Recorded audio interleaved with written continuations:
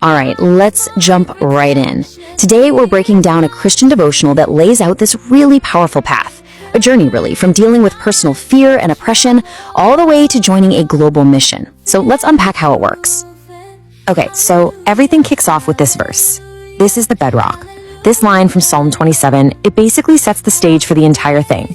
It pits the power of God against that very human feeling of fear we all know. So here's the roadmap for how we're going to look at this. The devotional has a really clear 5-part structure. It starts with a problem we can all relate to, offers up a solution, and then, this is key, it gives 3 different ways to actually put that solution into practice. First up, let's really dig into the core problem that this whole devotional is built to address. So, right at the beginning, it defines oppression as something more than just a physical or social thing.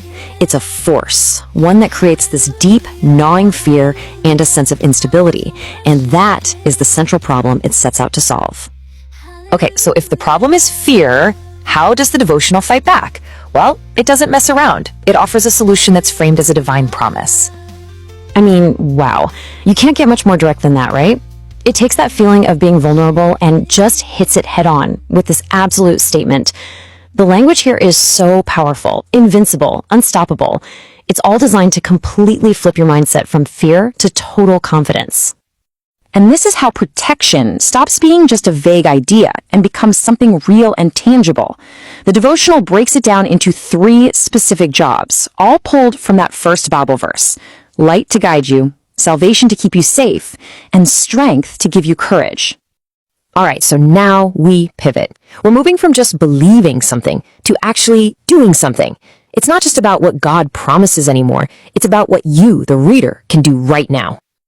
This is the first level of action it calls for.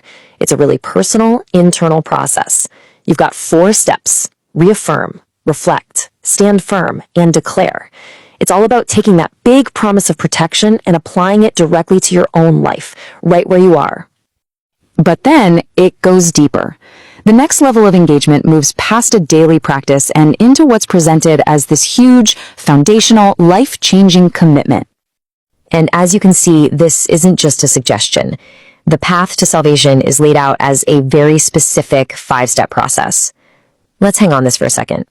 Each step is a clear, deliberate action tied to specific Christian beliefs, and it's all designed to be a formal pathway to making that commitment.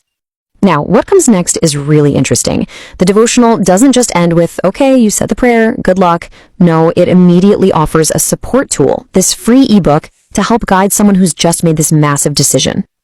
And then, in the final part, the whole focus just explodes in scale. The journey zooms out from the personal and the internal to something external, something global. And yeah, that number says it all. 500 million. That is not a typo. This is the goal of a specific mission mentioned in the text. It's a huge global objective with a very specific name and a very ambitious target. So you're probably wondering, how in the world do you even begin to reach a goal that big? Well, the text breaks it down into these 3 very clear roles. You can get involved through prayer, through active service, or through financial support, which basically creates a way for anyone and everyone to participate. And to actually coordinate this massive global effort, get this, they provide a detailed schedule. This isn't just a vague, hey, let's pray kind of thing. It's a highly organized system. As you can see, specific times are laid out for different parts of the world, from Nigeria to North America to India, creating what is essentially a non-stop 24-hour prayer chain.